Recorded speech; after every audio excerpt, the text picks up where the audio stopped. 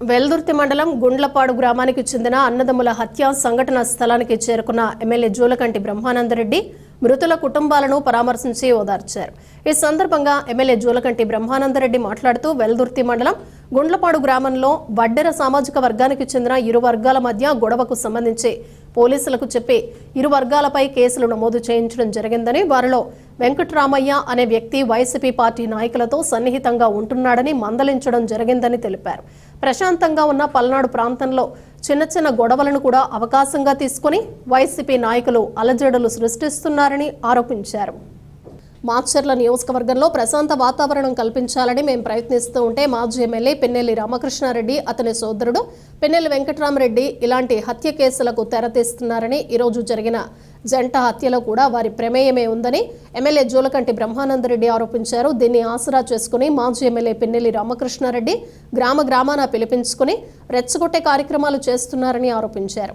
మీరు ఇలాంటి కార్యక్రమాలకు పాల్పడితే జగన్మోహన్ రెడ్డి చూపించే 2.0 కాదని 7.0 చూపించాల్సి వస్తుందని హెచ్చరించారు. ఈరోజు జరిగిన సంఘటన కాకుండా గతంలో గొడవలను, విద్వేషాలను రెచ్చగొడుతూ ప్రోత్సహించిన వ్యక్తుల పట్ల కూడా పోలీసు వారు కఠినంగా వ్యవహరించాలని కోరారు. మాచర్ల నియోజకవర్గంలో పోలీస్ ప్రక్షాళన జరగాలని కోరారు. చనిపోయిన కుటుంబాలకు తెలుగుదేశం పార్టీ అండగా ఉంటుందని తెలిపారు. దోషులను గుర్తించి కఠినంగా శిక్షించాలని ఎమ్మెల్యే జూలకంటి బ్రహ్మానందరెడ్డి కోరారు.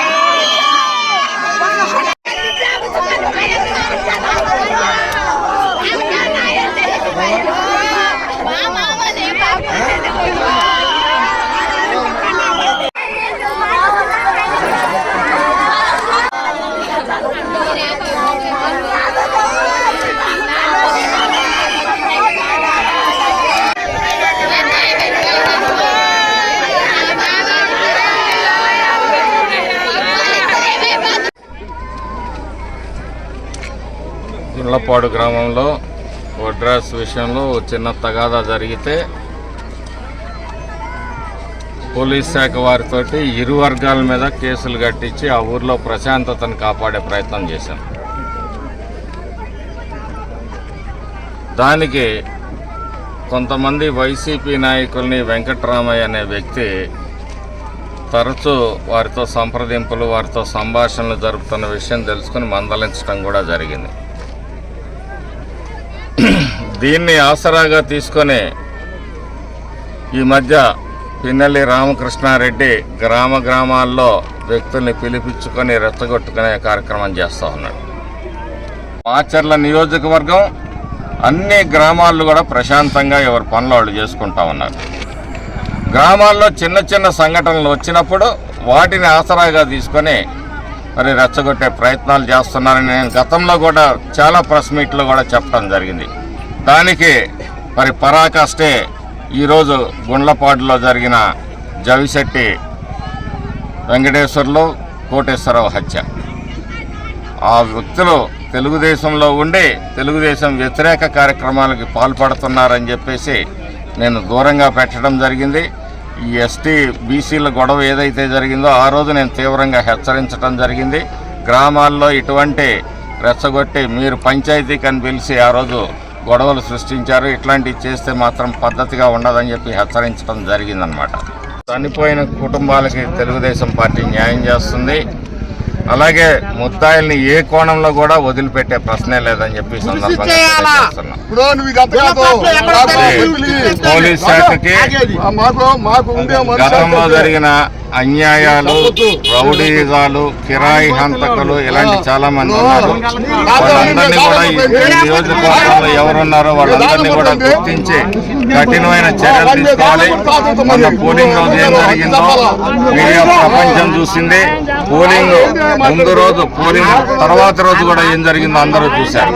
వాళ్ళందరినీ కూడా గుర్తించి సివియర్ యాక్షన్ తీసుకోవాల్సిందిగా, ఈ పల్నాడులో శాంతి భద్రతలు కాపాడాల్సిందిగా నేను విజ్ఞప్తి చేస్తూ, కానీ గుండ్లపాడులో కానీ సిరిగిరిపాడులో ఎస్సీల మధ్య చిచ్చు పడ్డ రోజు కూడా ఇరు వర్గాల మీద కేసులను బట్టి లా అండ్ ఆర్డర్ని కాపాడమని చెప్పేసి ఇచ్చేసాను తప్పితే ఎక్కడ ఏకపక్షంగా వ్యవహరించలేదు.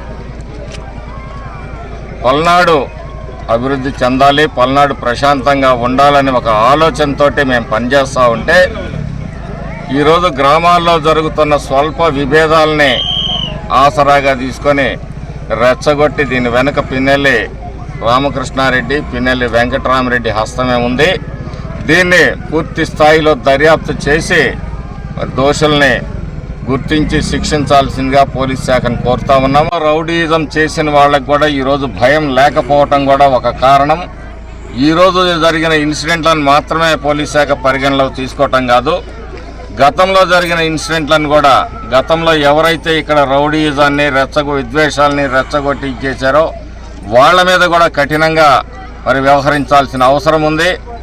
ఈ రోజుకి కూడా మరి ఆ రోజు మాచర్లలో పోలింగ్ ముందు, పోలింగ్ రోజు, పోలింగ్ తర్వాత విధ్వంసం సృష్టించిన వ్యక్తుల మీద కూడా మరి కఠినమైన చర్యలు తీసుకోకపోవటం కూడా మరి వైఫల్యంగానే నేను చెప్పదలుచుకున్నాను. ఒకటే హెచ్చరిస్తున్నాను, మీరేదో ఇలాంటి కార్యక్రమాలు చేస్తారనే నేను గ్రామాల్లో పార్టీ కార్యకర్తల్ని పిలిచి కూడా మందలిస్తూ ఉన్నాను. మీరు రెచ్చగొట్టి ఇటువంటి కార్యక్రమాలు చేస్తే మీకు 7.0 మీ జగన్ రెడ్డి చూపించే 2.0 కాదు, మీకు 7.0 7 ఊసలు లెక్క పెట్టుకునే రోజులు కూడా మీకు దగ్గరలోకి వస్తాయని చెప్పి సందర్భంగా చెప్తా ఉన్నాను.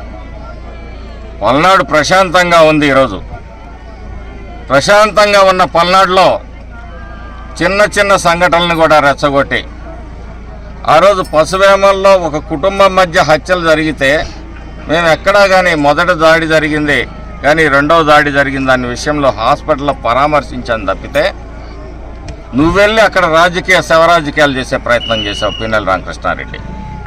ఈరోజు దీని వెనక ఎవరున్నారు ఏంటనేది ఖచ్చితంగా తేలుస్తాము.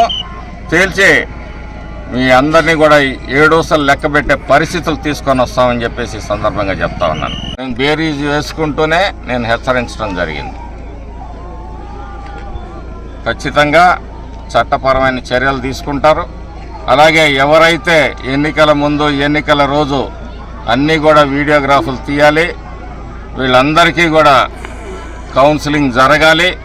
జరగకపోతే భయం లేకుండా పోతా ఉంది. డిపార్ట్మెంట్ నుంచి ముందుగా సమాచారాలు అందుకొని యాంటిసిపేటరీ బెయిల్ తెచ్చుకునే కార్యక్రమాలు కూడా జరగటం మూలంగా మరి అనేక సమస్యలు తలెత్తుతున్నాయి. ఇక్కడ మెన్ లేదు, పోలీస్ మెన్ లేదు, వెహికల్స్ లేవు, ఇక్కడ ఉన్న వాళ్ళని మార్చే పరిస్థితి లేదు కానిస్టేబుళ్ళని. ఇవన్నీ కూడా డిపార్ట్మెంట్ ఎస్ఐలు, సిఐలు మొత్తుకుంటున్నారు. మేము ఏదన్నా చేద్దామంటే వెంటనే ఇన్ఫర్మేషన్ వెళ్ళిపోతుందని.